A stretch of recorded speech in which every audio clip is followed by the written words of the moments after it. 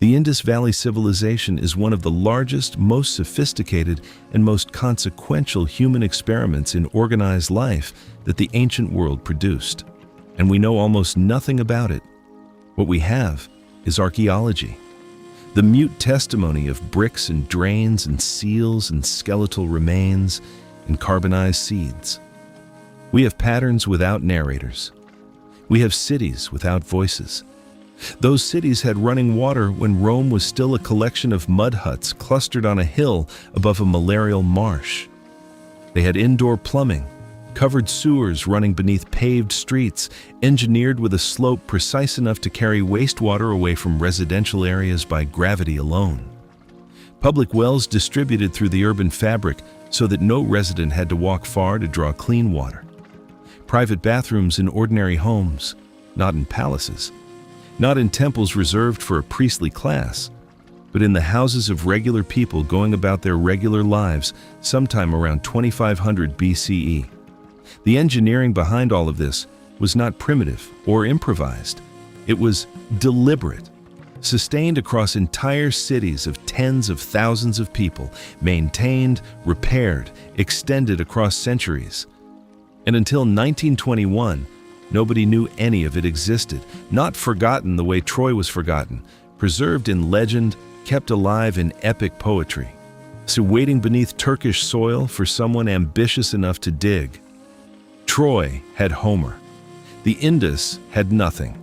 No poet remembered it, no historian mentioned it, no mythology carried its name into the cultures that came after. A civilization that at its peak covered more territory than Egypt and Mesopotamia combined, that may have housed 5 million people, that maintained a coherent culture across more than 1 million square kilometers, that traded goods across the Arabian Sea with civilizations 3,000 kilometers away, erased so thoroughly from human memory that the farmers living directly on top of its ruins were pulling its bricks from the earth to build their own walls, with no idea what they were dismantling. The bricks are still remarkable. If fired to a precise ratio of 4 to 2 to 1, length to width to height, appearing identically whether they came from a city on the Arabian seacoast or a town pressed against the Himalayan foothills over 1,000 kilometers apart. Someone, some authority, some shared understanding so deeply embedded it functioned like law, decided that bricks across an entire civilization should conform to a single standard. For 700 years they did, not approximately, identically. When archaeologists began pulling them from the earth in the early 20th century, the consistency wasn't regional, wasn't the product of one dominant city exporting its standards outward. It was everywhere, simultaneously, as far as the civilization reached, baked into the foundations of a world that had been sitting underground, patient and geometric, for 4,000 years. More than 1,400 settlements spread across its territory, is cities that ranked among the most populous places on Earth during the 3rd millennium BCE. Its people grew wheat and barley, worked copper into tools, crafted jewelry from carnelian and lapis lazuli sourced hundreds of miles away. They carved intricate seals from soft stone, thousands of them, bearing animals, geometric patterns, and a script.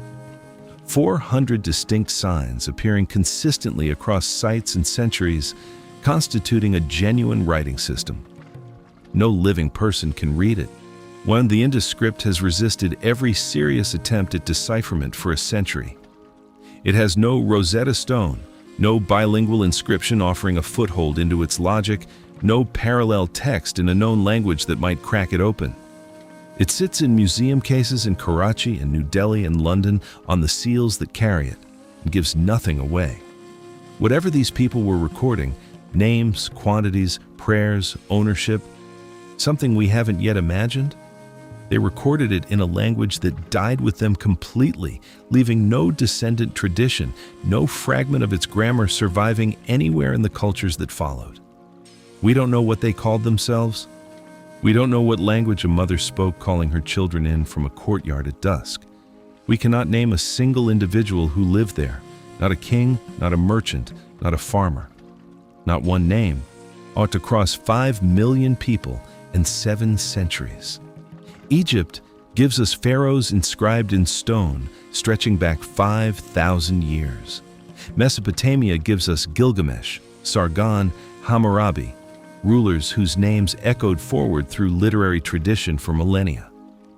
The Indus gives us nothing like this. No hero, no founder, no legend at all. What it gave us was the physical world itself. Street grids laid out before the first house was built. Drainage systems connecting private homes to public infrastructure in a chain of civic responsibility that most of the ancient world never attempted. Weights and measures calibrated so precisely that merchants hundreds of kilometers apart could conduct transactions without dispute. The quiet, material, yet overwhelming evidence of a society that coordinated millions of people across an enormous landscape and built something that lasted 7 centuries, apparently without a single king whose name was worth carving into stone. They did all of this without armies, without pharaohs, without the machinery of domination that every other major ancient civilization left fingerprints of in its ruins. And then they were forgotten so completely that the world had to rediscover them with shovels. Which raises the only question that matters at the beginning of this story. Not how they collapsed, not what their script says. Something more fundamental, more human than either. How does something this vast grow from nothing? The answer begins not with a city, not with a king, not with a founding myth carved into temple walls. It begins with water. With 2 rivers threading through a landscape so generous, so quietly abundant, that the people who learned its rhythms had almost no choice but to stay. And staying, generation after generation, century after century, they became something the world had not yet seen. That is where we go next. In 1921, a tired archaeologist climbed a mound in the Sindh province of British India and found something that had no business being there. R.D. Banerjee wasn't looking for a lost world. He was cataloging Buddhist relics, patient, unglamorous work, and the kind that fills institutional reports read by almost nobody. The mound had a local name, Mohenjo-daro, the Mound of the Dead. Villagers had been quarrying its bricks for generations. Good, solid, strangely uniform bricks that worked perfectly well in a 19th century wall. And nobody in the colonial archaeological establishment had stopped to ask why the bricks were so precise, so consistent, so obviously not the product of casual village industry. The mound sat there across decades of survey work, unremarkable on the surface, patient underneath. Banerjee found his Buddhist stupa near the surface, as expected. And then, in the strata beneath it, he found artifacts from a layer of occupation far older than anything the scholarship of 1921 had predicted for this region. He sent his findings to John Marshall, Director General of the Archaeological Survey of India. Marshall grasped the significance quickly. Excavations began. And within a few years, the story Western scholarship had been confidently telling about the origins of civilization, a story with Egypt and Mesopotamia at its center and the Indian subcontinent as a late derivative participant, began to fracture at its foundations. What Banerjee had found was not a site. It was the edge of a world that had been waiting, intact and silent, for 4,000 years. But to understand how that world came to exist, how it reached the scale it reached, why it developed here and not somewhere else, why this particular corridor of South Asia became the cradle of something so large and so sophisticated, you have to step back from the archaeology entirely and look at the land itself. Because the land is not background in this story. The land is the first cause. 2 rivers. The Indus itself you may know at least as a name.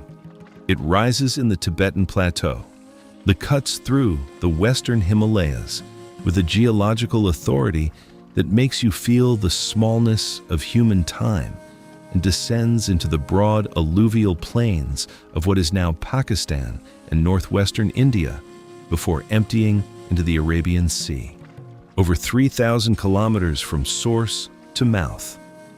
For most of that length, it carries enormous quantities of silt eroded from the mountains upstream, and every flood season that silt spreads across the floodplain and deposits itself as soil, rich, deep, in extraordinarily fertile soil, the kind that turns a modest agricultural effort into surplus almost automatically if you understand the seasonal rhythms and have enough hands to work it.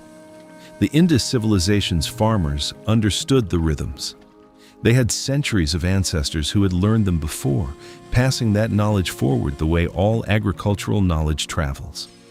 Not in books, not in schools, but in the body, in practice, yet in the particular attentiveness that subsistence farming demands of people who cannot afford to be wrong about when to plant or when to move their animals to higher ground before the floods arrive. But the Indus River alone does not explain the scale of what developed here. For that, you need the second river, the one that no longer exists. Ancient texts from the later Vedic period describe a great river called the Saraswati, mighty, sacred, flowing between the Indus and the Ganges before eventually losing itself in the desert sand. Western scholars treated this as mythology for a long time. Rivers don't disappear, except, it turns out, they do. And this one did, and the evidence has been sitting in the landscape all along, waiting for the right instruments to read it. Satellite imagery and geological surveys conducted from the 1970s onward revealed a massive dried riverbed running through the Thar Desert, through the Indian states of Haryana, Rajasthan, and Gujarat, down into the Rann of Kutch. Archaeologists know it today as the Ghaggar-Hakra system. In the period between roughly 3000 and 1900 BCE, precisely the peak centuries of the Indus civilization, this river was not a desert trace. It was flowing, substantially, seasonally, but flowing with enough consistency and volume to support dense agricultural settlement along its entire length. When researchers mapped known Indus sites against the ancient river systems, what emerged reframed the entire civilization. The largest concentration of settlements, the majority of known sites by number, was located not along the Indus itself, but along the banks of this vanished Saraswati Ghaggar-Hakra. The civilization we call the Indus Valley Civilization might more honestly be called the Indus-Saraswati Civilization. It grew along both rivers, fed by both rivers, organized around the agricultural logic of two massive parallel water systems, creating between them an enormous corridor of arable land stretching from the Arabian Sea to the Himalayan foothills. The climate in this period was measurably wetter than what the region experiences today. Reliable monsoons, denser forest cover in areas now semi-arid, the rivers full and seasonal in their flooding, predictable enough that communities could build around their rhythms rather than constantly defending against their violence. This was not a harsh landscape demanding heroic resistance from the people who inhabited it. It was a generous one, patient, abundant, rewarding to those who learned its logic. And here is what generosity does over time to human communities. It gives them something that most of human prehistory denied almost everyone: margin. Time beyond the immediate demands of survival, energy left over after the essential work is done. The afternoon after the harvest is in, when a man or woman can sit and think about something other than hunger. That margin is where craft begins, where trade begins, where the social experiments begin, the tentative, incremental, and mostly invisible work of figuring out how to live together at increasing scale without tearing each other apart. Surplus is civilization's raw material. It feeds the potter who doesn't farm, the toolmaker who doesn't plant, the merchant who travels between settlements carrying goods and ideas in both directions. It allows specialization, and specialization is how a collection of farming families slowly becomes a society complex enough to eventually ask, whether it might want to build a city. The Indus floodplain gave people the abundance to ask that question. What they did with the asking, the 3,000 years of patient accumulation between the first farmers and the first cities, is where we go next. And it begins not in a great city, not with a founding moment anyone would recognize as dramatic. It begins in a small village at the foot of a mountain pass, where someone planted cotton for the first time in human history and changed the world without knowing it. History privileges the dramatic, the founding battle, the year everything changed. We skip the long, unhurried centuries in which the real work happens, the accumulation of technique and knowledge and trust that makes the dramatic moments possible at all. The Indus Valley Civilization did not arrive.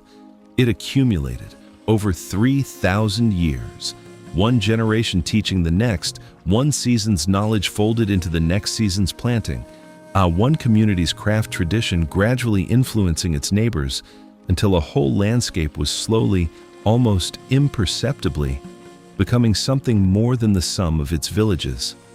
It begins at Mehrgarh. Mehrgarh sits in the Kachi plain of what is now Balochistan, at the foot of the Bolan Pass, a natural gateway between the Iranian plateau to the west and the Indus floodplain to the east. People were farming here by approximately 7000 BCE. Feel the weight of that date. The Egyptian pyramids were built around 2500 BCE.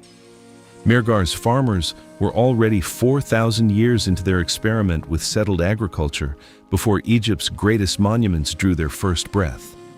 This is not a footnote to the human story. This is one of its oldest continuous chapters. They grew wheat and barley. They herded sheep, goats, and cattle. They lived in mud brick houses organized in clusters, grandparents and grandchildren sharing courtyards, the social architecture of kinship made physical in the layout of the settlement. They buried their dead with grave goods, tools, ornaments, food for the journey. These were people who believed the relationship with the dead was not finished at the moment of death. That love or obligation extended past the boundary of breath. That is not data. That is a human being. By 5500 BCE, they were making pottery, fired clay decorated with geometric patterns that speak to an aesthetic impulse operating alongside the practical one. Not just vessels, objects someone decided should also be beautiful. Craft specialization deepens, some people making pots, others working copper, others producing carnelian beads that would eventually travel across the entire Indus world in the hands of merchants. Cotton. The earliest evidence for cotton cultivation anywhere on Earth comes from Mehrgarh, dated to around 5000 BCE.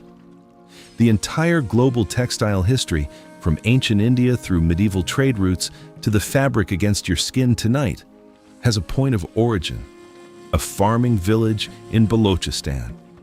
Someone looking at a cotton plant and understanding for the first time in human history what it could become. Through the 5th and 4th millennia BCE, and settlements multiply across the greater Indus region, a slowly thickening constellation of villages, each developing its own ceramic tradition, its own craft specializations, its own exchange networks. Archaeologists trace these networks through pottery, a distinctive painted motif appearing simultaneously across sites hundreds of kilometers apart, which means trade contact, cultural exchange, people carrying ideas along with goods as they moved between communities. This is civilization assembling itself from the bottom up. Nobody planned it, nobody directed it. A potter in one village admiring a design from a neighbor's vessel and incorporating it into her own work. A farmer observing an irrigation technique and adapting it to his own field. 10,000 ordinary human encounters repeated across centuries, each one imperceptible in isolation. Each one a tiny increment in the long accumulation that would eventually tip, suddenly, in archaeological terms, into something the world had never seen. Around 2600 BCE, the villages stopped being villages. Not through conquest. There are no destruction layers in the archaeology, no burned settlements marking the violent imposition of a new order. The transition reads less like a takeover and more like an awakening, as though 3,000 years of farming this particular landscape had finally reached a threshold, and what lay on the other side was the city. Urbanism is a specific and radical thing, not just density. Urbanism means concentrations of people large enough that the logic of village life, where everyone knows everyone, where social norms are enforced by immediate community, where food is grown by the people who eat it, breaks down entirely. Cities require strangers to cooperate. Infrastructure serving tens of thousands of people who share nothing except the city itself. A governance that extends beyond kinship and personal relationship into something more abstract, more institutional, more durable. Every ancient civilization that crossed this threshold crossed it differently. Mesopotamia built its urbanism around the temple, the city as the earthly dwelling of a god, surplus flowing upward to divine intermediaries who redistributed it downward. The city existed to serve the god. The people existed to serve the city. Hierarchy was not an accident of this model. It was the model. Egypt organized everything around the divine pharaoh, a god-king whose person was the axis around which the entire civilization rotated, the surplus as tribute, the monument as proof, power made permanent in stone. These models are so familiar, we mistake them for inevitability. We assume urbanism necessarily produces hierarchy, and hierarchy necessarily produces someone at the top with a palace and an army and a name carved into every available surface. The Indus crossed the threshold and built something else. From the earliest excavated layers of Mohenjo-daro and Harappa, from the very first phase of urban occupation, there are no palaces, no royal burials announcing status across centuries. The civic infrastructure appears fully formed: drainage systems, granaries, grid streets, public wells. The product of enormous collective investment. But whoever coordinated that investment left no throne room as evidence of themselves. This was not a feature that developed later, not a tradition the civilization grew into with time. It was a founding condition. The cities were built without palaces because whoever built them did not build palaces. That choice, if it was a choice, and the consistency across hundreds of sites across centuries suggests it was made at the very beginning and maintained across the entire lifespan of the civilization. How? By whom? Through what mechanism of authority or consensus or cultural norm? The cities are about to show us everything they're willing to show, which is extraordinary, and also, in the end, not quite enough. Before we walk into the cities, stop and let the numbers land. At its peak, the Indus Valley Civilization occupied approximately 1.5 million square kilometers. Egypt, at a comparable moment, occupied perhaps 35,000 square kilometers of settled land along the Nile. Mesopotamia, Sumer, Akkad, yet the entire Tigris-Euphrates basin covered roughly 65,000 square kilometers. The Indus was larger than both combined by a factor of more than 10. More than 1,400 settlements identified so far, from small farming villages to cities of tens of thousands. A population estimated at 3 to 5 million people during the mature phase, a substantial fraction of the entire human population of the planet at that time. All of them connected by the same material culture, the same brick ratios, the same weights and measures, the same style of carved seal pressed into clay at opposite ends of an enormous territory. 5 million people is not an abstraction. It is grandparents and grandchildren passing knowledge across generations in 1,000 family lines simultaneously. It is a farmer in the Rann of Kutch who has never seen Mohenjo-daro, nonetheless, building with bricks fired to the same ratio, weighing his trade goods on a scale calibrated to the same standard. A shared world. It experienced entirely locally by everyone who lived in it, yet coherent enough to persist for 7 centuries. 7 centuries. The distance from us back to 1326 CE, from before the Black Death to tonight. That is how long the mature Indus civilization flourished before its decline. And across all of that time, across all of those sites, archaeologists have found remarkably little evidence of organized violence. No fortification walls built as urban reflex the way Mesopotamian cities built them. Weapons exist, but appear utilitarian, not ceremonial. No depictions of battle anywhere in the art. No conquered peoples in chains, no victory monuments. A civilization of 5 million people spread across 1.5 million square kilometers, lasting 700 years, apparently without war. What kind of society produces this? What kind of governance, what kind of shared understanding makes 7 centuries of this possible? That is the question the Indus spent its entire existence answering. And the place where that answer was most fully, most magnificently expressed is waiting for us now. The cities are ahead. Step inside. You are standing at the edge of a city that is 5,000 years old. The street in front of you runs straight, not approximately straight, not the kind of straight that happens when people try and mostly succeed, but geometrically, deliberately, uncompromisingly straight, oriented to the cardinal directions with a precision that tells you immediately this was not a city that grew. It was a city that was designed. Someone stood on this flat alluvial plain, the Indus River a few kilometers to the east, the sky enormous overhead, and decided, before a single brick was fired, before a single foundation was dug, exactly how this place would be organized. Walk forward. The street is 10 meters wide. Wide enough for 2 ox carts to pass each other without either driver slowing. The buildings on either side present blank walls to you. No windows facing outward, no storefronts opening onto the street, no visual noise. The city turns its face inward toward private courtyards you cannot see from here. What you see is brick, fired brick, hard and precise, laid in courses so even that 4,000 years of burial and excavation have not fully collapsed them. The color is the warm ochre of kiln-fired clay, and it repeats in every direction.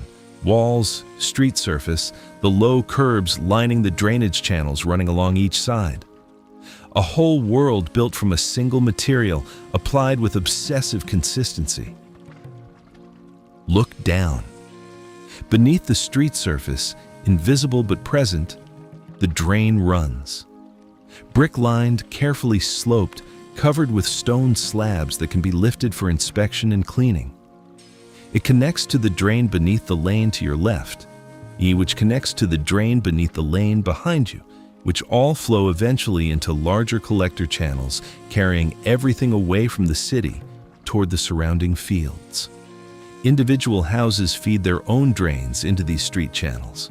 The system is hierarchical, engineered, and it works, which means it was maintained, which means there were people whose responsibility it was to keep it functioning, which means the city understood, in some practical institutional way, that infrastructure is a shared obligation, that what runs beneath your house connects to what runs beneath your neighbors, that you are, whether you think about it or not, in relationship with everyone downstream. No ancient civilization built anything like this at this scale. Not Egypt, not Mesopotamia. Rome would eventually construct its famous Cloaca Maxima. But Rome's great drainage achievement came 2,000 years after Mohenjo-daro was already doing it, without a model to work from. Now, without an urban tradition to borrow against. Mohenjo-daro wasn't following anyone's example. It was generating one. Turn down a narrower lane. The houses here open onto interior courtyards, their entrances set slightly back from the lane, a deliberate architectural pause between the public street and the private home. Through a doorway, you would find the courtyard, open to the sky, rooms arranged around it, light falling from above rather than through street-facing windows. Families lived turned toward this interior sky. The courtyard was where food was prepared, where children played, where the household organized itself around the rhythm of light and shade moving across the floor throughout the day. Many houses had wells, their own wells, sunk through the courtyard floor to the water table below, the brick-lined shaft rising with characteristic Indus precision. In a city of 50,000 people, this distributed water access through the residential fabric rather than concentrating it at a single public point. Public wells existed too, spaced along the main streets. The city's relationship to water was not casual, it was architectural, intentional, woven into the structure of urban life at every scale, from the household to the street to the citywide drainage network. And the bathrooms.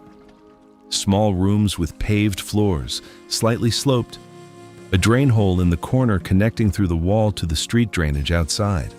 Not elaborate, not luxurious, functional, present, unremarkable in their ordinariness, which is precisely the point.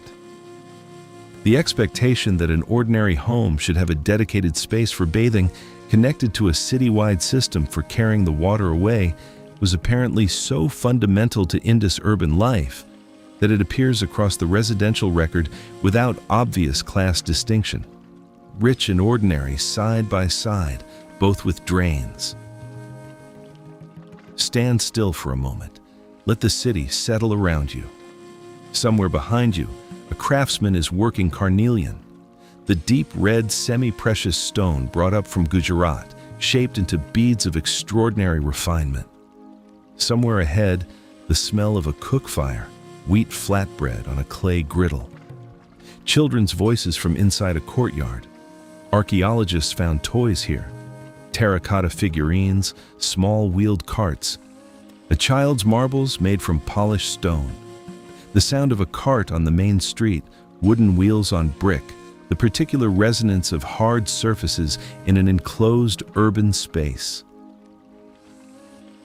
This is not a ceremonial city, not a monument to power, not a stage set for the performance of royal authority. Mohenjo-daro is a city built for the people who lived in it, scaled to human need, organized around human comfort, engineered for human dignity in ways that most of the ancient world would not prioritize for another 2,000 years. At the western edge, elevated on a massive mud brick platform, sits the Citadel Mound. Its structures include the Great Bath, the Granary, a large pillared hall. We will spend time there. But even from here, from this ordinary lane in the lower city, you can already feel the thing that makes Mohenjo-daro so strange and so compelling to everyone who has seriously studied it. There is no palace on that mound, no throne room, no audience hall hung with the iconography of royal power, no structure that announces, through its scale and position, that the person who lived here was a different order of being from the people in these courtyard houses around you. In Egypt, you always know where the pharaoh lived. In Mesopotamia, the palace is the city's organizing principle. Everything orients around it. Here, and in the most powerful building in the most powerful city of the ancient world's largest civilization, the most prominent structure is a bath. What that means, what kind of society builds this, maintains it for centuries, and apparently does it without a king at the center, is the question that will follow us through everything that comes next. For now, you are standing in a lane 5,000 years old. The bricks are still precise. The drains still slope in exactly the right direction. And somewhere above you, the same sky that watched this city rise is watching you try to understand it. Before there was a city, there was a decision about bricks. It sounds small. It is not small. The standardized Indus brick, fired to a ratio of 4 to 2 to 1, length to width to height, appearing identically across every major site from the Arabian Sea coast to the Himalayan foothills, is one of the most quietly astonishing artifacts in the entire archaeological record. Not because of what it is, but because of what its consistency implies. Consider the geography. Mohenjo-daro sits in the Sindh plain of modern Pakistan. Harappa is nearly 600 kilometers to the northeast. Dholavira is on an island in the Rann of Kutch in what is now the Indian state of Gujarat. Rakhigarhi is in Haryana. These are not neighboring towns. They are separated by rivers, mountain ranges, desert edges, and ecological zones so different from one another that the people living in them experienced entirely different climates, grew different crops, and built their local environments from different available materials. And yet, the bricks are the same, not similar, not comparable. The same ratio, maintained with a precision that modern archaeologists have verified by measurement across thousands of individual bricks from dozens of sites. The 4 to 2 to 1 ratio is not arbitrary.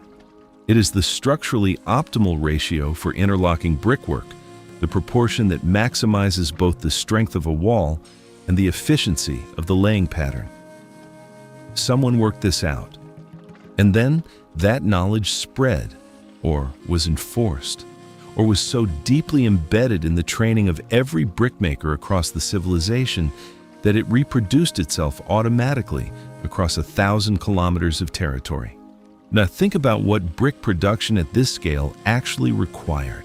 Mohenjo-daro alone, at its peak, contained hundreds of thousands of fired bricks, each one kiln-fired, not sun-dried, because the Indus builders understood that kiln-fired brick withstands moisture in ways that sun-dried brick does not.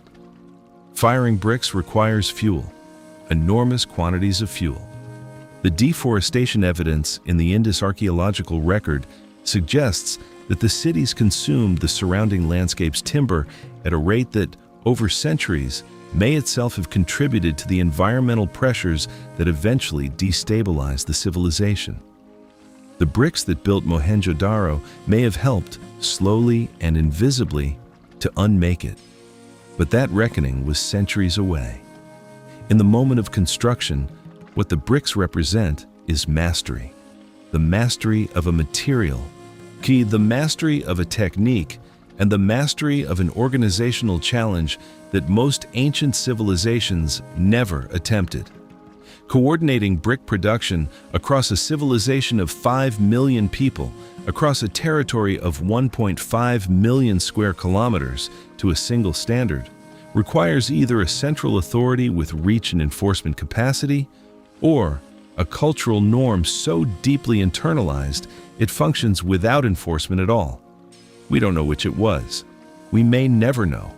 But every brick pulled from the earth at every Indus site is a small, hard, precisely proportioned piece of evidence that the coordination happened, that someone, somehow, made it work. Run your hand along a wall in Mohenjo-daro, and what you're touching is not just fired clay. You're touching the physical residue of an agreement between people who may never have met, living at opposite ends of an enormous world about how things should be made, about what the right ratio is, about what it means to build something that lasts. The Indus people had a relationship with water that went beyond engineering. Every ancient civilization understood water's practical necessity. The Egyptians managed the Nile's annual flood with a precision that was itself a form of genius. Mesopotamian farmers built irrigation networks that turned semi-arid land into the most productive agricultural territory in the ancient world. Water management was everywhere. It was, in a sense, the foundational technology of civilization itself. But the Indus did something different. They brought water inside, into the city, into the street, into the house, into the bathroom, into the body of urban life at every scale. The relationship wasn't just practical, it was intimate. And in at least one extraordinary case, it was sacred. The Great Bath at Mohenjo-daro sits on the Citadel Mound, elevated above the lower city, approached by staircases from the north and south. And it is a large rectangular tank, approximately 12 meters long, 7 meters wide, nearly 2.5 meters deep, constructed with an engineering care that goes far beyond what simple bathing would require. The floor and walls are built from precisely fitted brick, laid in courses and sealed with a natural tar, bitumen, applied to make the structure completely watertight. Outside the main tank, a corridor runs around the perimeter. And off this corridor open a series of smaller rooms that may have served as changing areas, or preparation spaces, or the private bathing chambers of priests. No other civilization in the ancient world built anything like this. The scale, the engineering precision, the deliberate waterproofing. These are not the features of a municipal swimming pool. They are the features of a structure built for ritual, for something that required immersion, required purification, and required the particular act of entering water and emerging from it, changed in some way the participants understood and we can only guess at. The thread from the Great Bath to later South Asian religious practice is long but visible. Ritual bathing, the idea that water purifies not just the body, but something deeper, that immersion in water is a transaction with the sacred, is one of the most persistent features of Hindu religious life. The Ghats of Varanasi, where millions of pilgrims descend to the Ganges every year, are part of a tradition with roots deeper than Hinduism itself. Whether those roots reach all the way back to the Great Bath at Mohenjo-daro, whether the person who designed that tank and the pilgrims standing in the Ganges 4,000 years later are connected by an unbroken thread of belief, that is a question archaeology cannot answer, but it cannot dismiss it either. What the Great Bath tells us, combined with the private bathrooms in ordinary houses and the elaborate citywide drainage infrastructure, is that the Indus people had built water into the structure of their civilization at every level simultaneously: civic, domestic, and sacred. Clean water coming in, used water going out, ritual immersion at the center. A civilization that understood, in ways both practical and profound, that water is not just a resource. It is the medium through which human beings maintain their relationship with cleanliness, with community, and perhaps with whatever they understood the divine to be. The drains that run beneath Mohenjo-daro's streets and the Great Bath that crowns its citadel are not separate achievements. They are expressions of the same understanding, that water moves, that its movement must be managed, and that managing it well is both a civic obligation and a spiritual one. Mohenjo-daro is the city we know best. It was excavated earliest, studied most extensively, and has become in the popular imagination almost synonymous with the civilization itself. But Mohenjo-daro was not the Indus Valley. It was one node in a network, the largest node we currently know perhaps, but surrounded by cities and towns of comparable ambition and comparable sophistication, each one a distinct expression of the same deep cultural logic. Harappa sits nearly 600 kilometers to the northeast on the banks of the ancient Ravi River in what is now Punjab, Pakistan. It was actually the first Indus site to be formally identified. Its bricks were being looted for railway ballast in the 19th century, decades before anyone understood what was being destroyed. And it gives the civilization one of its alternative names, the Harappan civilization. So excavations at Harappa have revealed a city organized along the same principles as Mohenjo-daro: elevated citadel, lower residential city, grid streets, standardized bricks, elaborate water management. But Harappa has its own distinct features, its own local character, evidence of craft industries and burial practices that differ in detail from its southern counterpart. The two cities are expressions of the same civilization, the way two great cathedrals built in the same century are expressions of the same faith, unmistakably related, unmistakably individual. Dholavira sits on the island of Kadir in the Rann of Kutch, a landscape so extreme, so salt-bleached and seasonally flooded that its choice as a city site seems almost perverse until you understand the trade logic.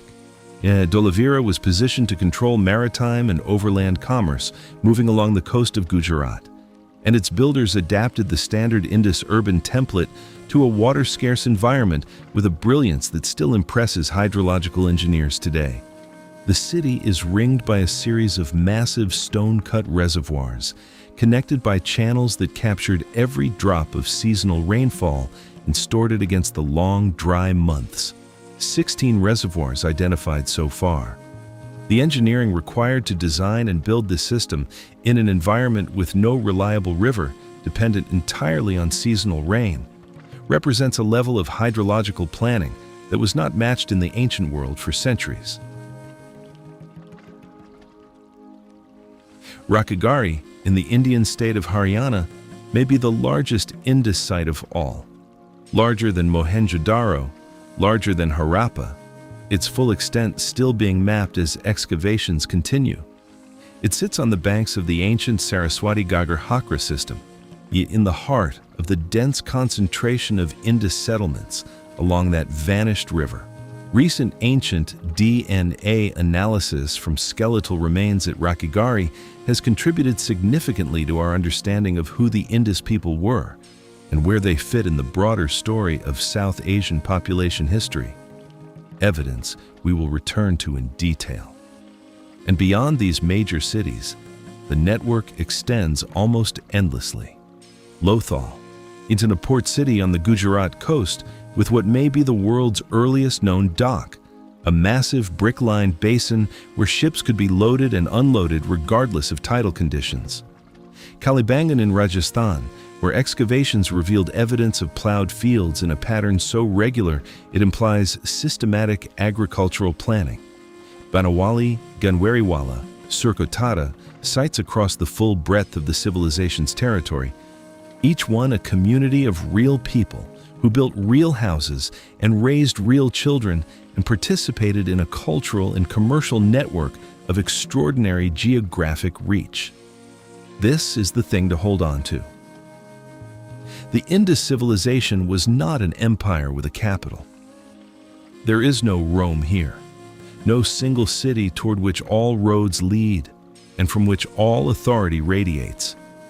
It was a network, a web of cities and towns connected by river trade and overland routes and shared cultural standards, each node substantial in its own right, the whole held together not by conquest or by the personality of a ruler, but by something more diffuse and more durable, a shared way of making things, a shared understanding of what a city should look like and how water should move through it and what a brick should measure.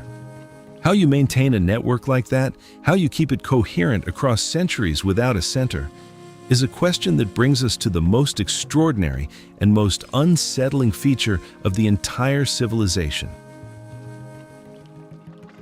There is something missing from every Indus city ever excavated.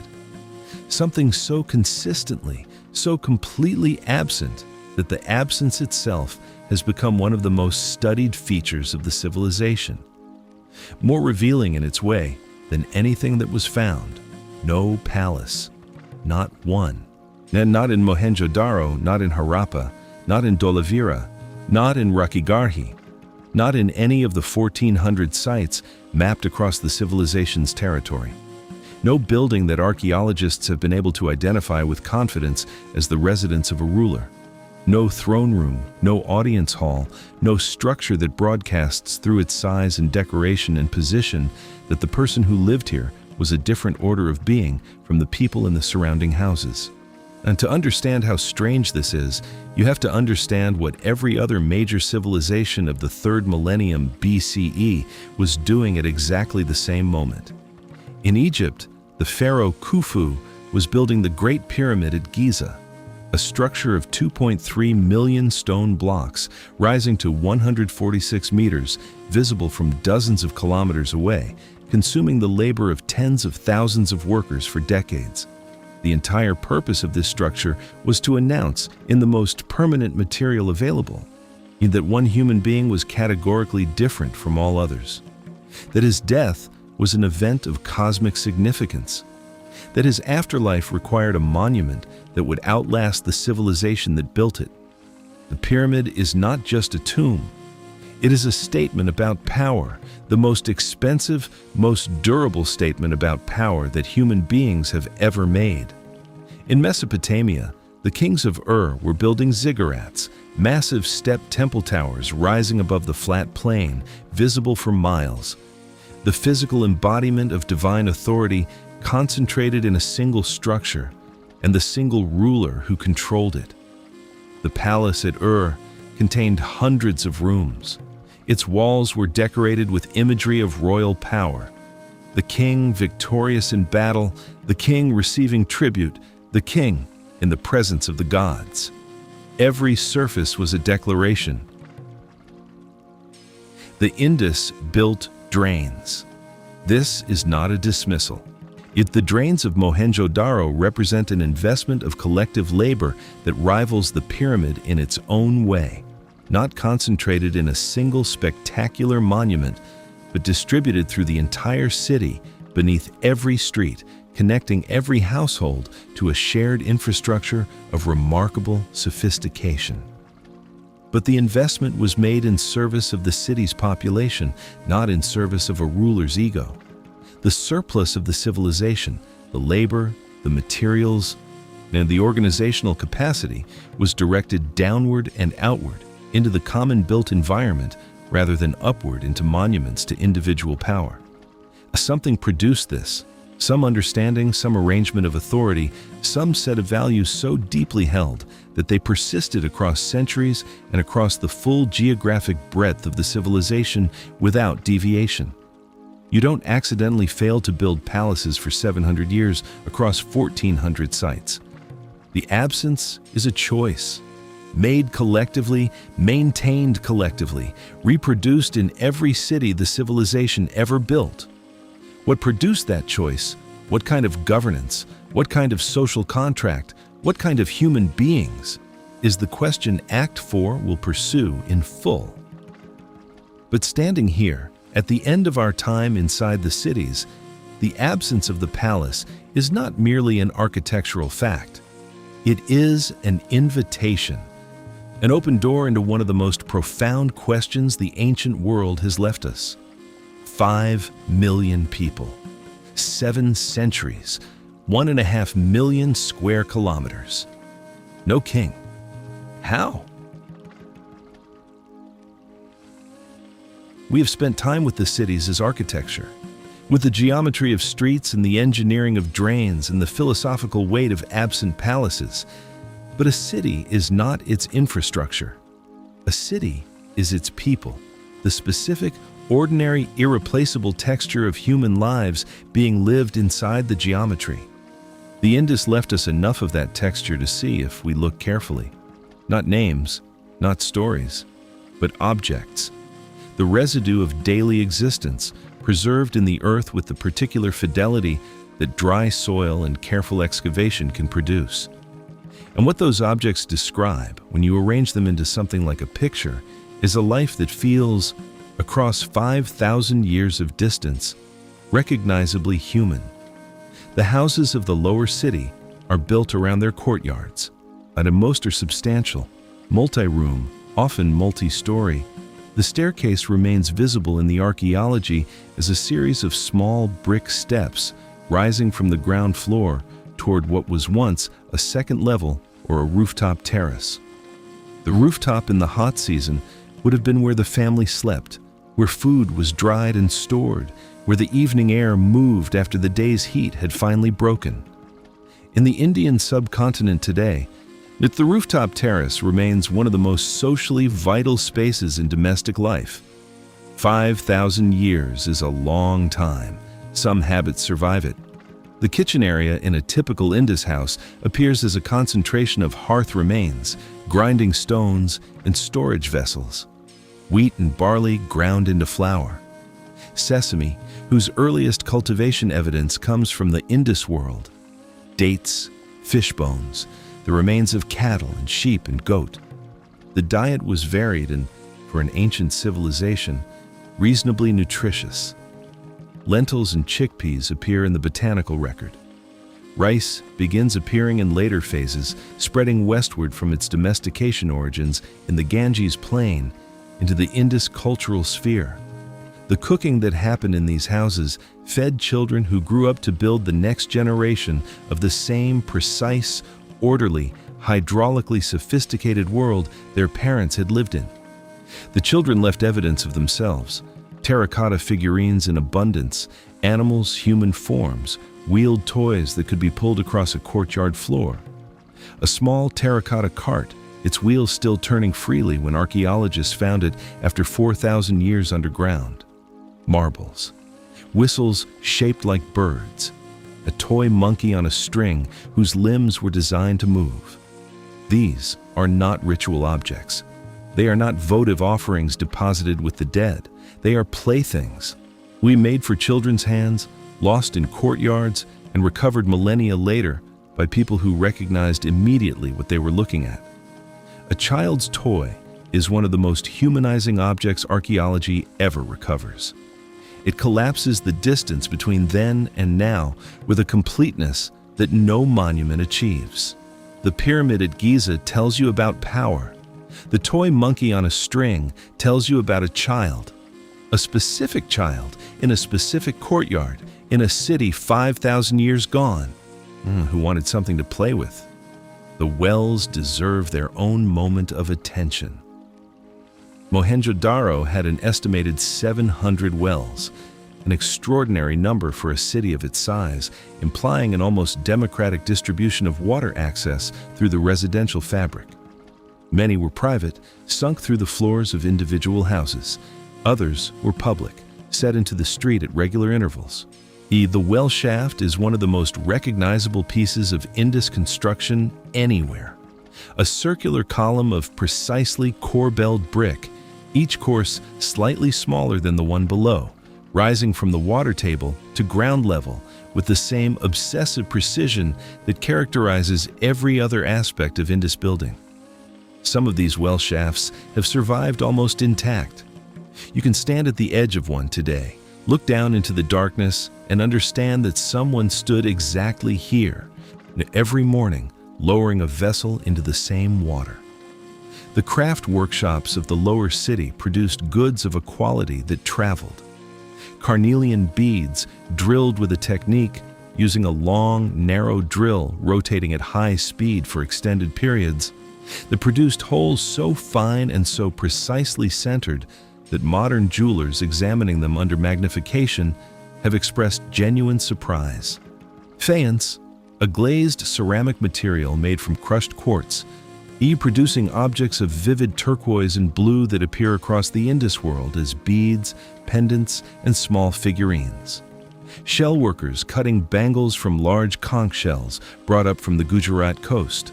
The concentric rings of the shell producing a natural banding in the finished bangle that no clay imitation could replicate. These objects were not luxury goods in the modern sense, confined to an elite, inaccessible to ordinary people. The distribution of craft goods across Indus residential contexts suggests a society in which quality material objects circulated broadly. Not equally, the evidence for some degree of wealth differentiation exists, but more broadly than in contemporary civilizations where the finest goods were almost exclusively concentrated in royal and priestly contexts. Ordinary life in Mohenjo-daro was, by the standards of the ancient world, remarkably good. Clean water, solid housing, sanitation, a varied diet, beautiful objects, children with toys. The evidence doesn't describe paradise. It describes competence, a civilization that had organized its domestic life with the same careful attention it brought to its urban infrastructure. and had done so in a way that distributed the benefits of that organization widely through its population. What paid for all of this, what kept the workshops running and the water flowing and the grain in the granaries, was trade. Yes, and the scale of the Indus trade network is the next thing that will surprise you. Somewhere around 2300 BCE, a Mesopotamian scribe recorded a transaction involving goods from a place he called Meluha. The goods included carnelian beads, gold, ivory, and timber. The merchant who brought them had traveled a long distance. The scribe noted the transaction with the particular matter-of-factness of someone recording a routine commercial event. Not an exotic encounter with a distant civilization, but a familiar trade relationship that had been operating long enough to have its own established vocabulary. Meluha, scholars now believe almost certainly, was the Indus Valley. The Mesopotamian records, clay tablets from Ur and Lagash and Akkad, preserved by the same dry conditions that preserved the Indus bricks, describe a trade relationship with Meluha spanning centuries, involving a regular exchange of goods that flowed in both directions across the Arabian Sea. Indus carnelian, lapis lazuli, timber, ivory, gold, and textiles moving westward.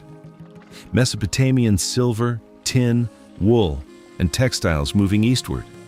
The trade was not occasional or opportunistic, it was institutional. There were Indus merchants living in Mesopotamian cities. Archaeologists have found Indus-style weights and Indus seals in Mesopotamian contexts, and possibly Mesopotamian merchants making the return journey to Indus ports. The logistics of this trade are staggering to contemplate. If the Arabian Sea crossing from the Gujarat coast to the mouth of the Euphrates covers roughly 2,500 kilometers of open water. In vessels built from timber the Indus imported from the forests of the western Himalayas because the floodplain itself produced little suitable for shipbuilding. Indus merchants made this crossing regularly, navigating by stars and seasonal wind patterns, carrying cargo whose value justified the risk. Lothal, the Indus port city on the Gujarat coast, it had what appears to be a purpose-built dock, a massive brick-lined basin connected to the river by a channel, designed to allow ships to be loaded and unloaded at controlled water levels regardless of tidal variation. The engineering of that dock is a measure of how seriously the Indus took its maritime trade, but the Arabian Sea route was only one thread of the network. Overland, the Indus trade connections reached north and east with equal ambition.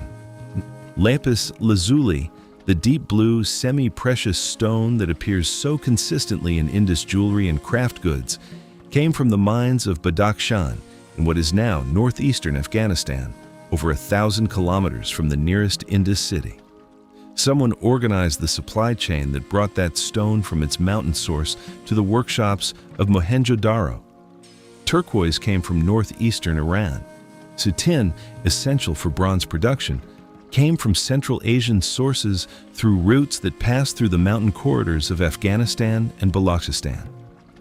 The geography of Indus raw material sourcing describes a civilization that was not self-contained, but deliberately, systematically connected to the resources of an enormous surrounding region. What made this network function was standardization. The weights, Indus weights, small, precisely made cubes and hemispheres of chert, a hard, fine-grained stone, appear across the civilization in a system of measurement so consistent that scholars have been able to reconstruct its mathematical basis. The smallest unit has been calculated at approximately 0.86 grams.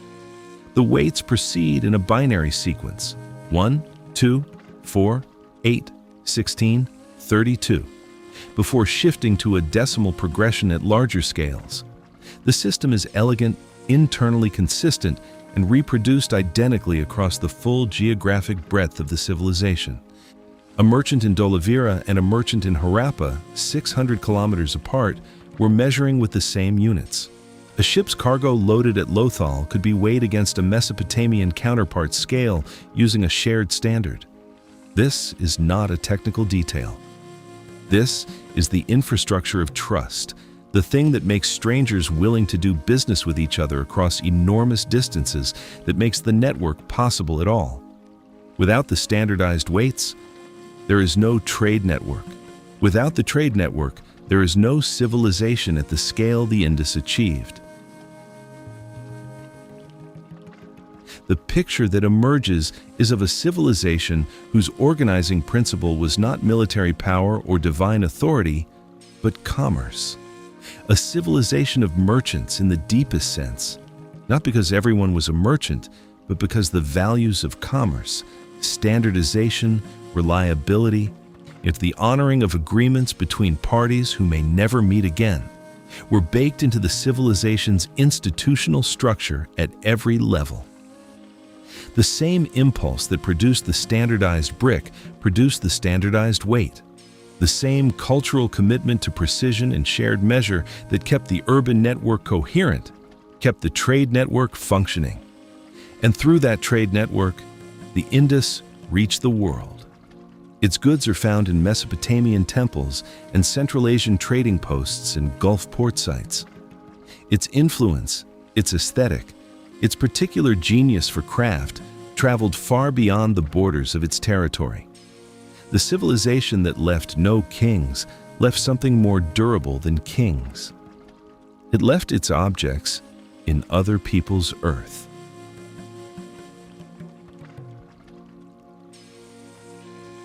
The seals and the undeciphered script. They are small enough to hold in a palm, carved from steatite, soapstone, soft enough to work with copper tools, hard enough after firing to press a clean impression into clay. They are typically square, roughly 2.5 centimeters on a side, with a pierced boss on the back for suspension or handling. More than 4,000 of them have been recovered from Indus sites. Each one bears on its face a combination of animal imagery and script. The animals are rendered with a naturalism that stops you. A bull with a magnificently muscled dewlap, every fold of skin visible, standing before what appears to be a ritual object. An incense burner, perhaps, or a manger. A rhinoceros, a tiger, a crocodile, an elephant, each one carved with an economy of line that captures the animal's essential character in a few millimeters of relief. The craftsmen who cut these seals were working at a scale that required magnification to see properly, and they were producing images of genuine artistic quality. The Indus seal engravers were, by any reasonable measure, seen among the finest small-scale sculptors the ancient world produced. But the animals are not the mystery. The script is. 419 distinct signs have been identified in the Indus script. They appear on the seals, on pottery, on copper tablets, on ivory and bone objects, on the walls of buildings. The script runs right to left. Individual seal inscriptions are typically short. 5 signs is average, 17 is the longest single inscription known. And the brevity has been one of the primary obstacles to decipherment. Without longer texts, the statistical analysis that cracked Linear B and helped illuminate Egyptian hieroglyphics has almost no material to work with. Every serious attempt at decipherment has failed. The script has been approached as an Indo-European language, as a Dravidian language, as a Proto-Brahmi script, as a non-linguistic symbol system. In each hypothesis has produced some suggestive pattern and failed to produce a convincing, verifiable decipherment that other scholars could confirm. The debate is ongoing, sometimes acrimonious, and unresolved. What we lose to that silence is almost unbearable to contemplate. And if the script recorded language and the consistency of its signs across centuries and across the full geographic breadth of the civilization strongly suggests it did, then somewhere in the corpus of Indus writing are the names of the people who built these cities. The name of Mohenjo-daro in the language of its own inhabitants. The name of a merchant, a craftsman, a priest. Prices, prayers, laws, stories. The inner life of a civilization that the material record can only gesture toward. The most famous seal in the Indus corpus is known as the Pashupati seal. It depicts a seated figure, cross-legged, heels together, the posture that later Indian traditions would call the yogic seat, surrounded by animals. An elephant, a tiger, a rhinoceros, and a buffalo stand around the figure, with 2 deer below the throne. The figure wears an elaborate headdress. The face is calm, focused, as the eyes directed downward in what looks, to any observer familiar with later South Asian religious imagery, unmistakably like a meditative gaze. Scholars have argued for decades about what this figure represents. A deity? A priest in ritual posture? The earliest depiction of a figure who would eventually become the Hindu god Shiva, lord of animals, who is himself often depicted surrounded by wildlife and associated with yogic practice? The continuity is tempting, almost irresistible. The cross-legged posture, the surrounding animals, the meditative quality of the face, these are not random. They connect to something. Whether that something is a direct ancestor of Shaivite Hinduism or a parallel development or a coincidence of iconographic convention is a question that only a deciphered script could settle. What the seals tell us, even without decipherment, is that the Indus civilization had a symbolic life of considerable complexity, that it used standardized imagery to communicate meaning across distances. The seal pressed into clay, creating a reproducible mark, a signature, a claim of identity or ownership or authorization. That the animals of the subcontinent, bull, elephant, tiger, rhinoceros, were central to its symbolic vocabulary. That it had, in the cross-legged figure of the Pashupati seal, at least one image of sufficient importance to be reproduced and distributed across the civilization's territory. Yet the thread from that figure to the traditions of yoga and Hindu iconography is 4,000 years long and incompletely traced.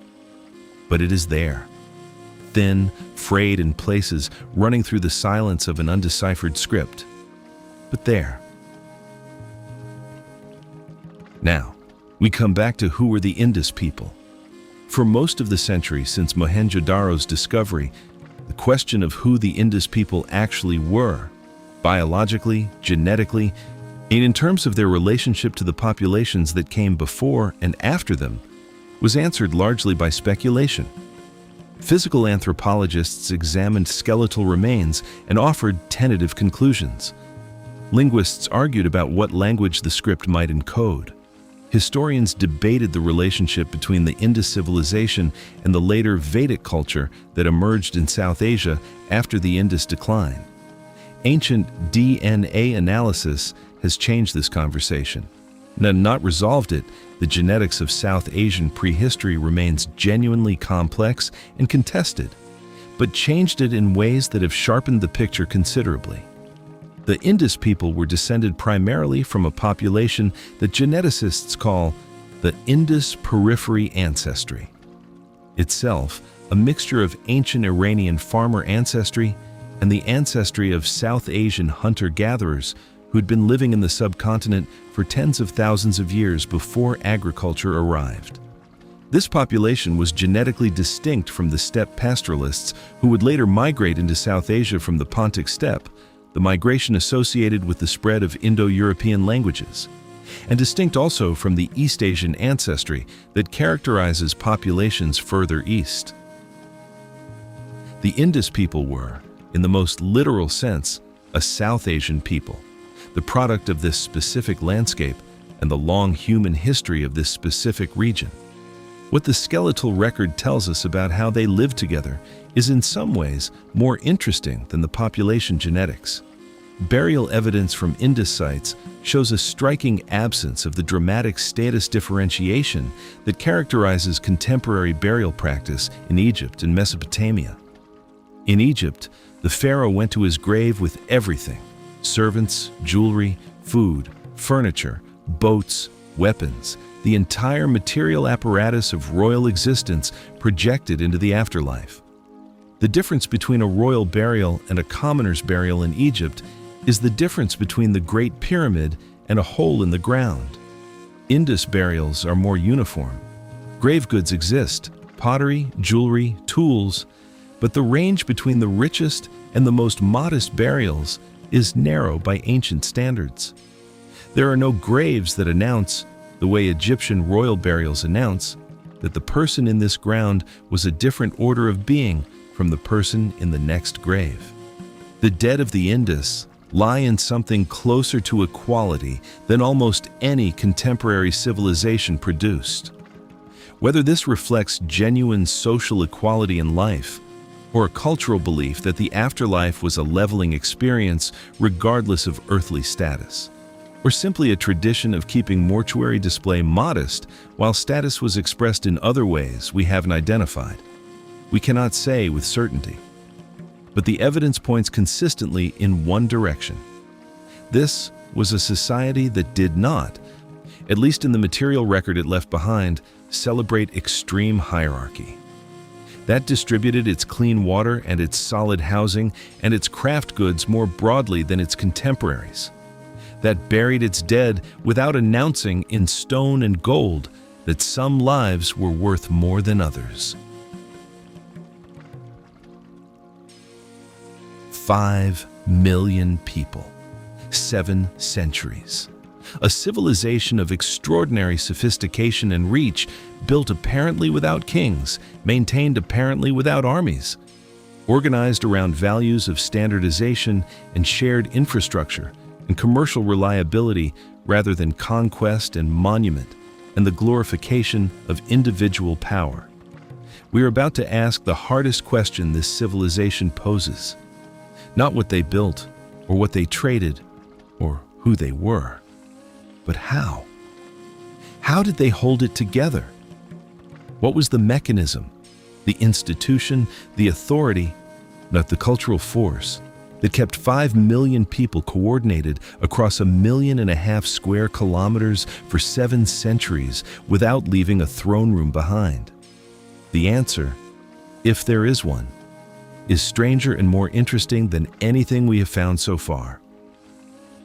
Here's the problem, stated plainly. Someone built Mohenjo-daro. Someone coordinated the labor of tens of thousands of workers, organized the production of hundreds of thousands of standardized bricks, and designed a city-wide drainage system before laying a single foundation stone, and maintained that system across centuries. Someone ensured that a brick fired near the Arabian Sea coast matched, to the same precise ratio, a brick fired near the Himalayan foothills 1,000 kilometers away. Someone kept the weight standardized, the trade networks functioning, the grain in the granaries, the wells clean, the drains flowing. Civilization at this scale does not organize itself. It never has, anywhere. Coordination requires authority. An authority in the ancient world almost always leaves a monument behind, a palace, a tomb with elaborate grave goods broadcasting the status of the dead, a victory stele recording a conquest, a name carved in stone that says, "I was here, I was in charge, remember me." The Indus left none of these things. Every ancient civilization that achieved comparable scale left the fingerprints of its power structure in the archaeological record. Egypt is legible from space. The pyramids, the temples, the royal tombs of the Valley of the Kings, each one a declaration of authority so permanent it has survived 4,000 years of weather and human interference. Mesopotamia's power structure is visible in the palace complexes of Ur and Nineveh, in the law codes of Hammurabi inscribed on stone stelae, and placed in public spaces so that everyone who passed could see that a king had spoken and his word was law. In China, the Bronze Age Shang dynasty announced its authority through monumental bronze vessels and oracle bones inscribed with royal divinations. In the Andes, the organization of labor at Corral and later at Chavin is visible in the massive ceremonial platforms that could only have been built by a society capable of directing large workforces. The Indus coordinator, whoever or whatever it was, is archaeologically invisible. The authority that built and maintained the world's largest civilization for 7 centuries left no throne, no tomb, no inscription, no monument to itself.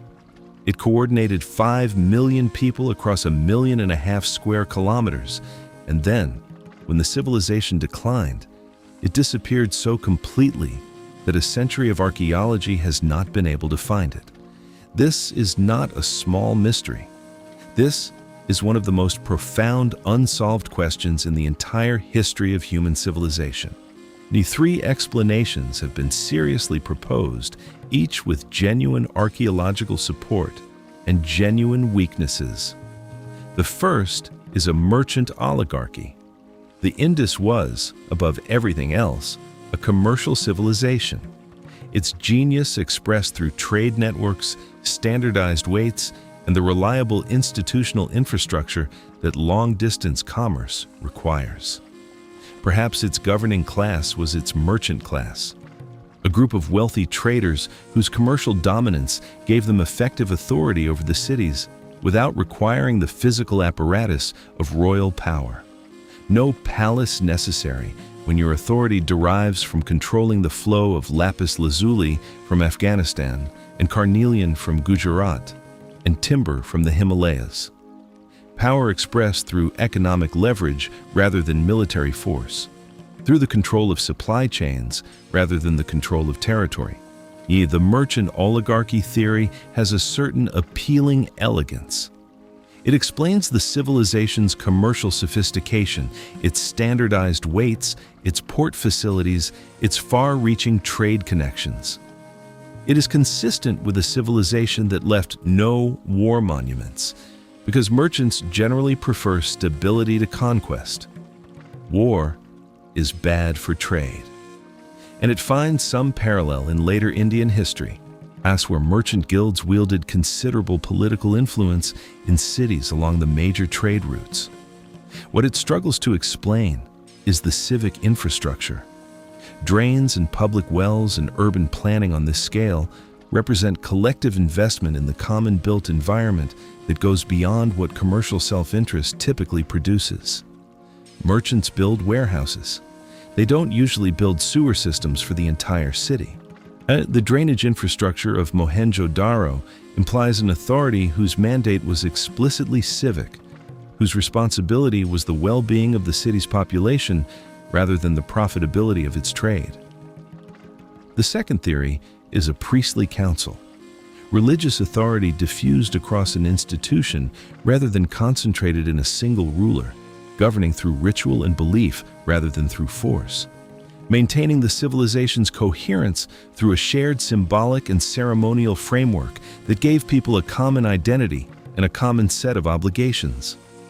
The Great Bath at Mohenjo-daro on this reading is not just an impressive piece of hydraulic engineering. It is the center of a ritual life that was itself the civilization's governing institution.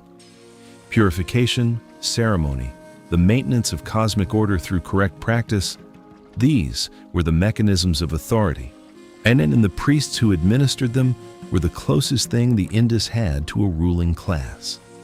The priestly council theory draws support from the evident importance of water ritual in the Indus archaeological record, from the prominent position of the Great Bath on the Citadel Mound, and from the possible thread connecting Indus religious practice to later South Asian traditions in which priestly authority was a primary form of social organization. It also fits the absence of military iconography. A civilization governed through religious consensus rather than force would have less need for the warrior imagery that pervades Egyptian and Mesopotamian art. Its weakness is the same as the merchant theories, approached from the other direction. Priestly authority in other ancient civilizations, Mesopotamia most obviously, produced temples, elaborate religious iconography, and the kind of monumental sacred architecture that announces the importance of the institution administering it. The Indus citadel mounds are substantial structures, but they are not Karnak. The religious life of the Indus, whatever it was, did not produce the kind of overwhelmingly dominant sacred architecture that priestly authority tends to generate. The third explanation is the most radical, and in some ways, the most interesting. Perhaps the Indus was governed primarily by norms, by a cultural consensus so deeply embedded, so thoroughly internalized across the civilization's population over centuries of shared practice, that it functioned like law without requiring enforcement. A civilization run not by rulers, but by shared agreement about how bricks should be measured, how weights should be calibrated, how drains should be built, how disputes should be resolved, how the common resources of the city should be maintained. Its authority distributed so widely through the cultural fabric that no individual or institution needed to hold it explicitly. This is not as implausible as it might sound. Many small-scale human societies have operated on exactly this principle, governed by tradition and consensus rather than by formal authority structures. What makes the Indus case extraordinary is the scale. Norm-based governance at the level of a village is one thing. In norm-based governance across 5 million people and 1.5 million square kilometers, maintained for 7 centuries, is something that has no clear parallel anywhere in the human record, which may be precisely the point. The material record of the Indus speaks about power primarily through what it refuses to show. Weapons exist in the archaeological record, but they are few, and they are resolutely utilitarian. Spearheads, arrowheads, and knives, objects that could be used in conflict, but were more likely used in hunting, in daily labor, in the ordinary cutting and piercing that any pre-industrial material life requires. What is absent is the ceremonial weapon, the sword deposited in a king's grave to accompany him into the afterlife. The ceremonial axe displayed in a temple as a symbol of divine power, the elaborately decorated dagger that announces its owner's identity as a warrior. In Mesopotamia and Egypt, ceremonial weapons are among the most common high-status grave goods. In the Indus, they are essentially absent. No depictions of battle appear anywhere in the Indus artistic corpus. This is extraordinary. Battle imagery is one of the most universal features of ancient art in civilizations that had warfare as a significant social institution.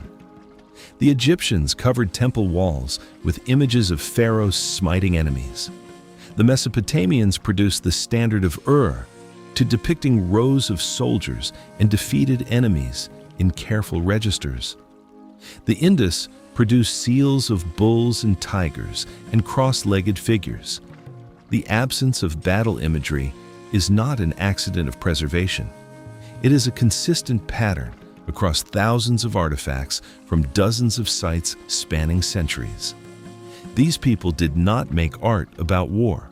The figurine that has attracted more scholarly attention than any other single Indus artifact is the one excavated at Mohenjo-daro in 1927 and immediately dubbed, by the archaeologist who found it, the Priest King.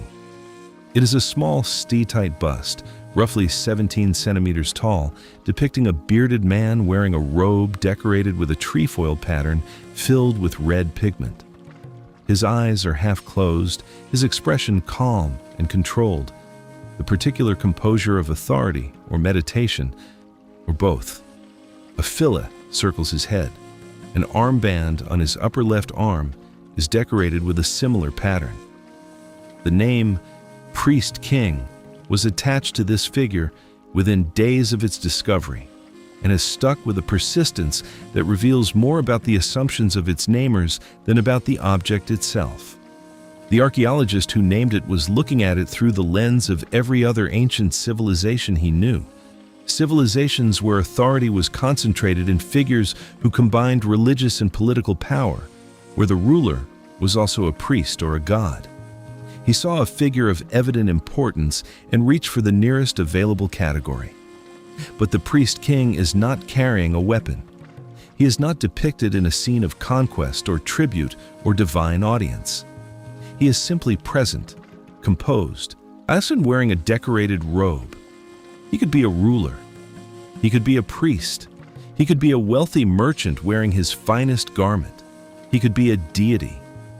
The label is a guess that became a name that became an assumption that has colored interpretation of the Indus ever since. What the artifact actually demonstrates is that the Indus had individuals of sufficient importance to be depicted in three-dimensional portraiture, a relatively rare form of artistic investment in any ancient culture. That importance was real, but its nature remains, like almost everything about the Indus, stubbornly opaque. There is a thought experiment worth sitting with in the quiet of this particular moment in the story. Every model of large-scale human organization that history has handed down to us, every empire, every kingdom, every state that left enough of a record to be studied, was built around the concentration of power. Someone at the top, force, or the credible threat of force, as the ultimate guarantor of order, the monument as proof, the palace as the physical center around which everything else organized itself. We have come to treat this architecture of power as inevitable, as the only available answer to the question of how millions of people coordinate their lives across large territories. The Indus Valley suggests the question had other answers, not a utopia. The evidence does not support utopia. There were almost certainly inequalities of wealth and status, and almost certainly forms of coercion and exclusion that the archaeological record is too blunt an instrument to detect. The absence of palaces does not mean the absence of power. It means the absence of a particular expression of power, the monumental, centralized, ego-inscribed in stone expression that every other major ancient civilization defaulted to almost immediately. What the Indus maintained for 7 centuries was a civilization in which the collective built environment, the streets, the water, the drains, the granaries, received the investment that other civilizations poured into royal tombs and victory monuments, in which 5 million people apparently agreed, generation after generation, that the right use of collective surplus was infrastructure rather than spectacle, in which the coordination required to maintain a 1 million square kilometer network of cities functioned without a visible center. That is not nothing. That is, in fact, one of the most remarkable social achievements in the entire human record. And it is an achievement that was lost so completely, buried under 4,000 years of silence, rediscovered only a century ago, still not fully understood, that we built most of our theories of civilization without knowing it had existed. The Indus Valley doesn't disprove the inevitability of kings, but it troubles it. It sits in the archaeological record as an unanswered challenge to the assumption that complex societies can only be held together by concentrated power and the monuments that announce it. 700 years is a long time to hold a counter-argument together. Long enough, at least, to deserve our serious attention. But the argument did not hold forever. Something changed.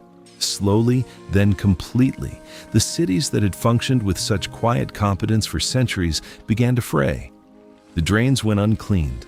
The carefully standardized bricks gave way to cruder construction. The population began to move, and the civilization that had no name for its kings found, in the end, that it also had no name for its ending. That ending, and the remarkable story of what survived it, is where we go next.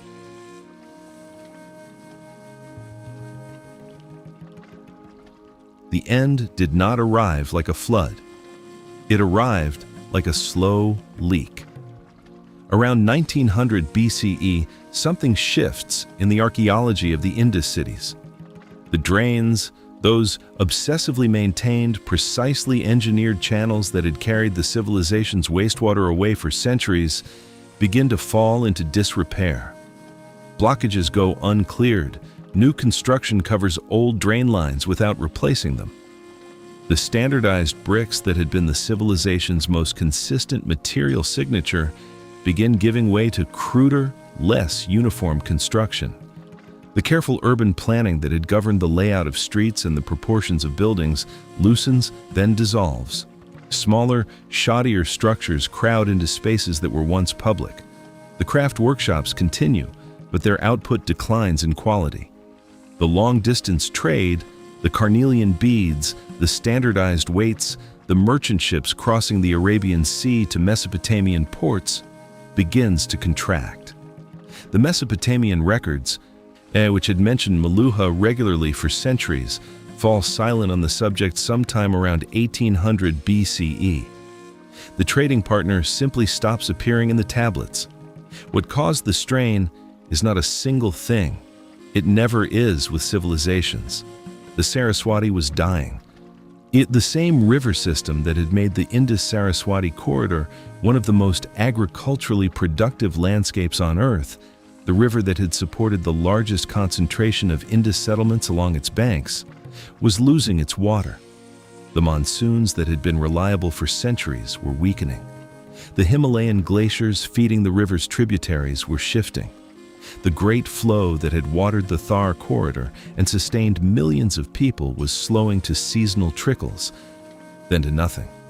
This was not a sudden catastrophe. It was a generational diminishment, each decade slightly drier than the last, each flood season slightly less generous. The agricultural surplus that had underwritten the entire civilization slowly shrinking toward subsistence and then below it. You cannot maintain a city of 50,000 people when the land around it can no longer reliably feed them.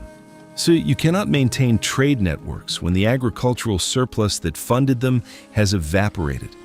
You cannot maintain drains when the population maintaining them has left to find water somewhere else. The people moved east, toward the Ganges plain, where the rivers were still full, where the monsoons still arrived with their old generosity. Southward into the Deccan.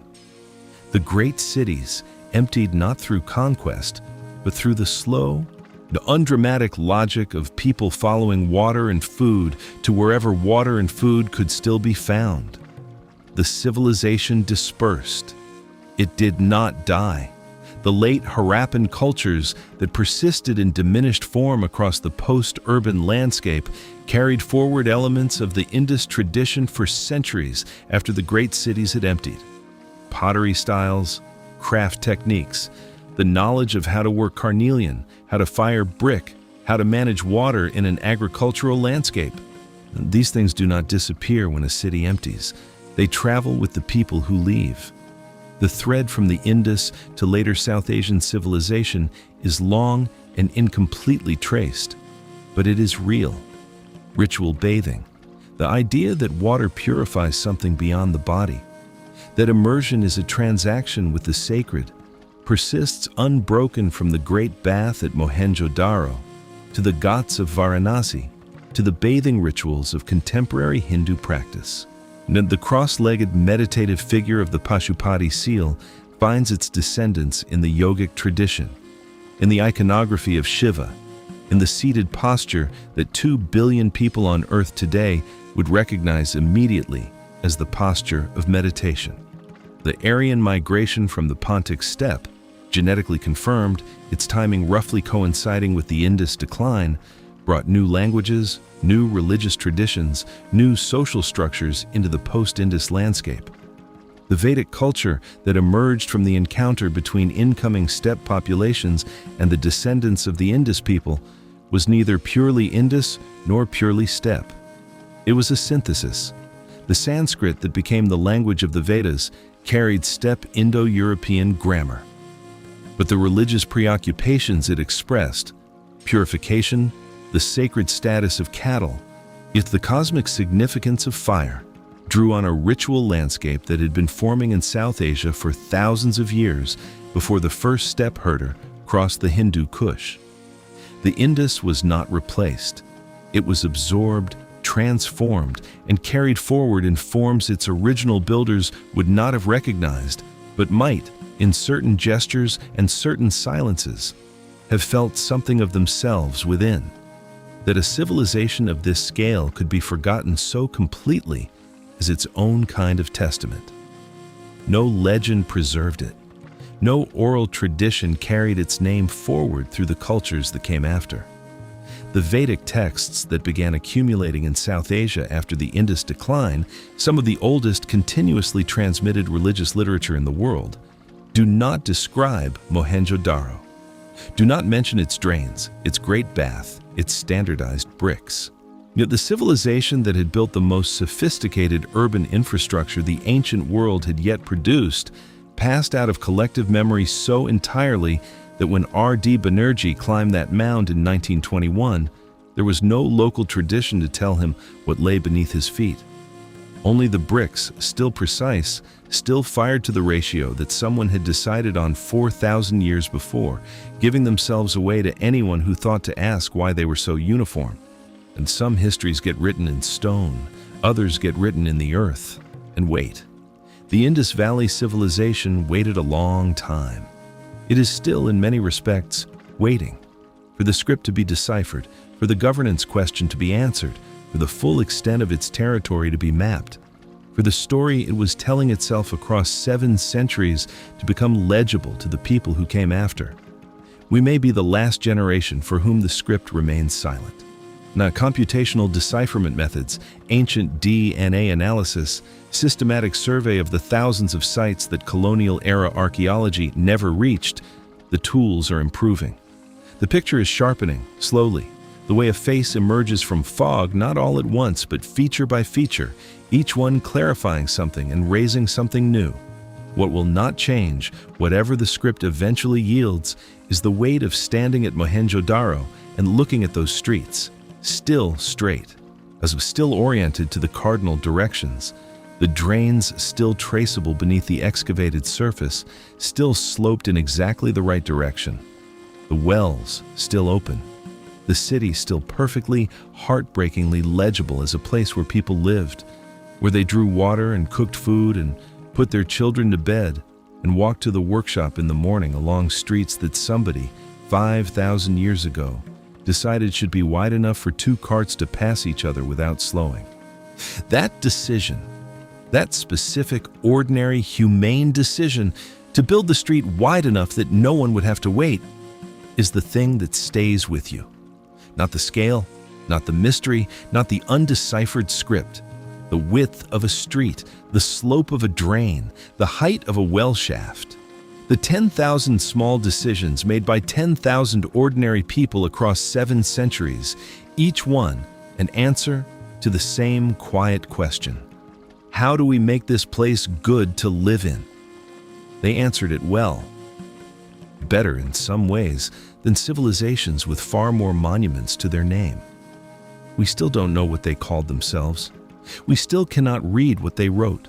We still cannot name a single person who walked those streets, drew water from those wells, pressed a seal into clay, and sent a ship across the Arabian Sea.